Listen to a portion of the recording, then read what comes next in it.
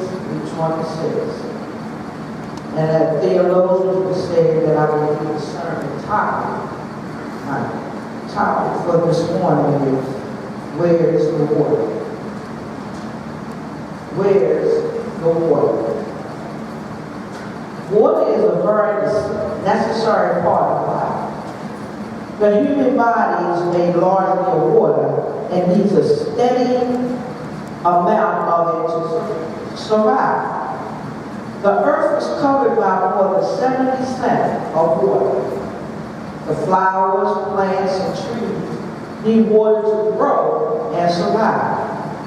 How many people have ever received a half-dead plant, watered it, loved it, talked to it, and nurtured it, replanted it, and it rebloomed? Then others do the same, and the plant dies. Well, folks, some folks call that habit a brain bump. Flowers and plants get dry leaves, and trees turn. Farmers' crops start to die. But as soon as the flowers and the plants receive water, they begin to flourish and bloom. The farmer's crops begin to grow when it receives water. Everything needs water to survive, including us. We, or humans, can live for months without solid food, but we perish after only a few days without water. You know, when it's hot outside, you get hot and bothered, no air, no breeze, and you're thirsty. You drink Kool-Aid, soda, iced tea, lemonade, but you're still thirsty. Nothing seems to quench your thirst until you get that glass of cold water. And then,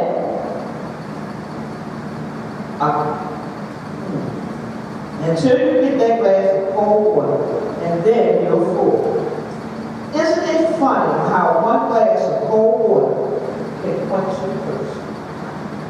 I also understand that a lot of people don't like water, but it's a necessity. Not drinking water, you can get sick. Like the flowers and the plants, if they don't receive water and sunshine, they die. If we don't receive the proper amount of water, we can become dehydrated and die. We use water for everything. To bathe so we don't smell and be dirty. To wash our clothes so we can have clean undergarments and clothes to wear. To wash the dishes we eat out of. To clean our houses and our food so we don't get sick. And to cook, clean our meats and vegetables. To wash our animals, and the list go on and on and on. So you see, water is a necessity of our everyday life. So my question to you this morning is, where's the water? In the book of John, the 8 miracles are recorded, although Jesus did many other miraculous signs in the presence of his disciples, which are not recorded in this book. But these are written that you may believe that Jesus is the Christ, the Son of God, and that by believing you may have life in his name. So again, I ask the question, where's the water? My text this morning comes from John 4. It's a story about a Samaritan woman encountering Jesus at the well. So let me give you a little background on the Samaritan woman. She was from the region of Samaria, the location of the Samaritan community. The region lies between Judea in the south and Galilee in the north. The Samaritan woman apparently lived in or near Sychar, a village near Shechem, and close to a field Jacob gave to Joseph. And you can read that in the book of Genesis, 33rd chapter, 18 to 20, and John, the 4th chapter, the 5th verse. For this reason, she is sometimes called the woman of Sychar. Opinions differ on the actual name and location of the village. However, no dispute exists about the location of Jacob's well, on which the people in the Shechem vicinity relied for their water supply. The well was located in the foot of Mount Gershon, and it was the center of Samaritan worship. However, both the well and Mount Gershon are important to the story of the Samaritan woman. Jesus met her at the well. For this reason, she is also often called the woman at the well. Now, this Samaritan woman comes to the well because wells were always located outside of the city along the main road. Twice a day, morning and evening, women would come down to draw water. But the Samaritan woman would come at noon, the hottest time of the day. Why? Glad you asked.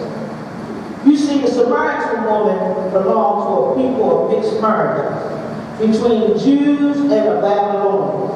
This situation came about after the fall of the northern kingdom, when thousands of Israelites were deported into exile, and the Babylonian colonists came into central Palestine around 721 BC, which is before Christ. The Samaritan and the Jews built separate places for the worship of God.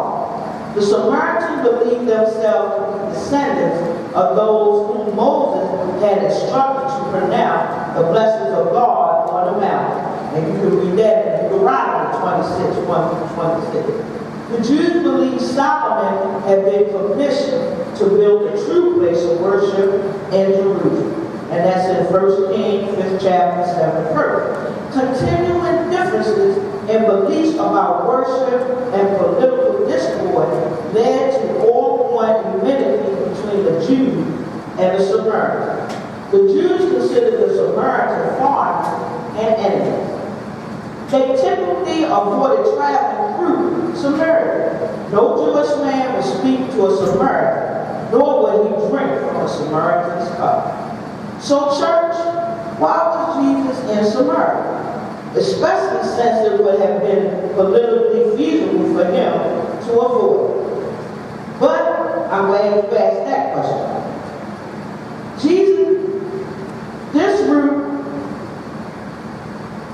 Jesus had no reason to live by such cultural restrictions. This route through Samaria was shorter, and that was the route he took. What was Jesus doing at Jacob's well? Well, my Bible says that Jesus was tired from the journey, and that he sat down by the well. When the Samaritan woman came to draw water, Jesus said to her, "Will you give me a drink?" The Samaritan woman said, "You are a Jew, and I'm a Samaritan. How can you ask me for a drink?" Remember, y'all, the woman is a Samaritan, a member of a hated mixed race. Second, she was known to be living in sin. And third, was in a public place. No respectable Jewish man would talk to a woman under such circumstances. But Jesus did. So I have a question. Remember, Jesus asked for a drink. So where's the water? The conversation continues on. And Jesus said, "You don't know what God has for you, or who is asking for the drink." Now watch how the discussion switches from Jesus asking for a drink to becoming this woman's help. Jesus goes on to say, if you did not know, you would have asked him, and he would have given you living water. I figured this confused the woman. And she said, "Hold up. Wait a minute. You don't even have anything to draw the water with. Plus, the well is deep."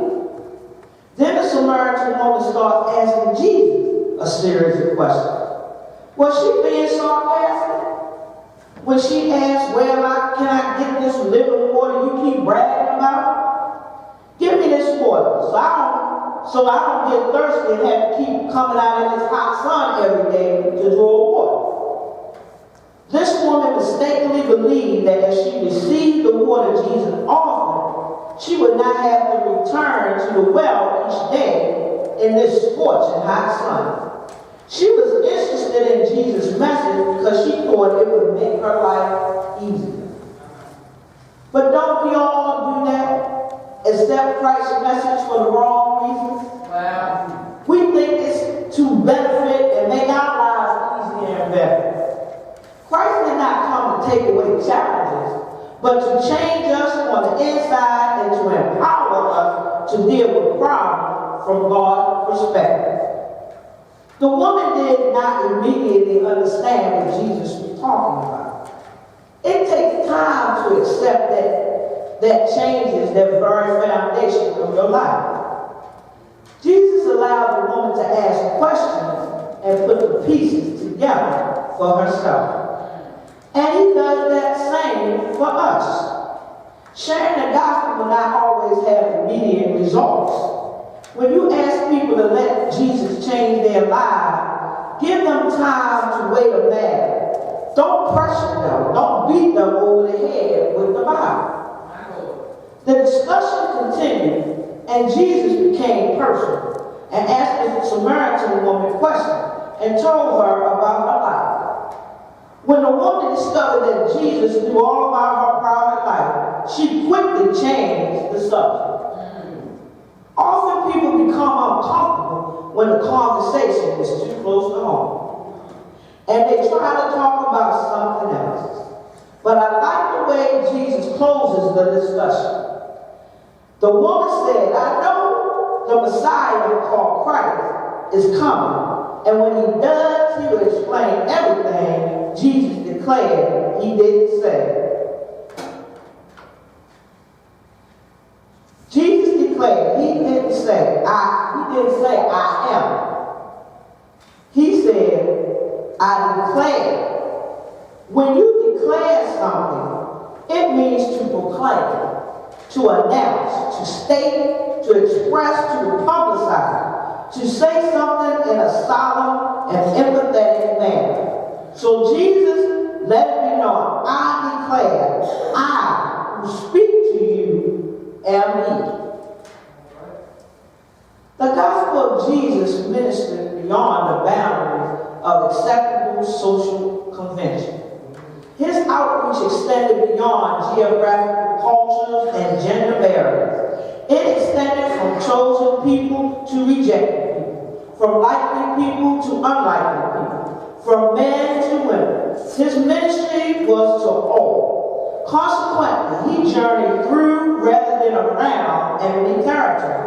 And what he had to do, the power of Jesus to change the lives of people when they heed his request to respond to his presence. Talk with him and come to know and believe who he is. Moreover, it is a self-propelling need of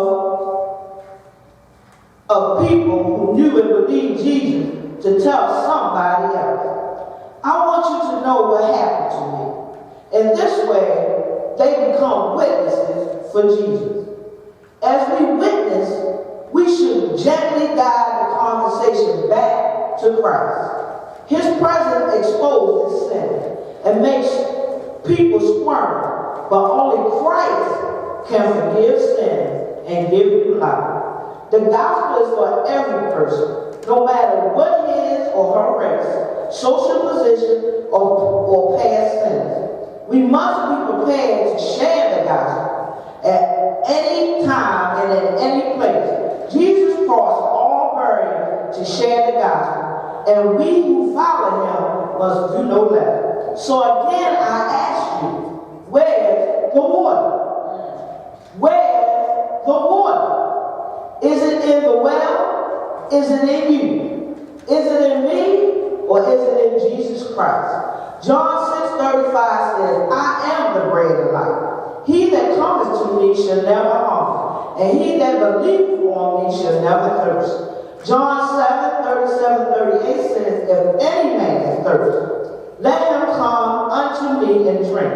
He that believeth on me, as the scripture has said, out of his belly shall flow living rivers of living water. So again, I ask you, where's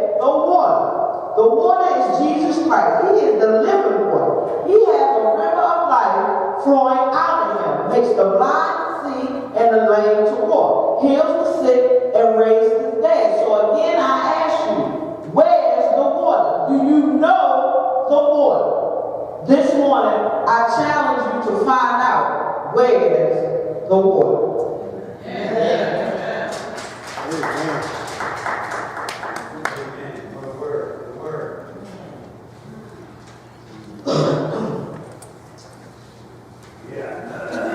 Where's the water?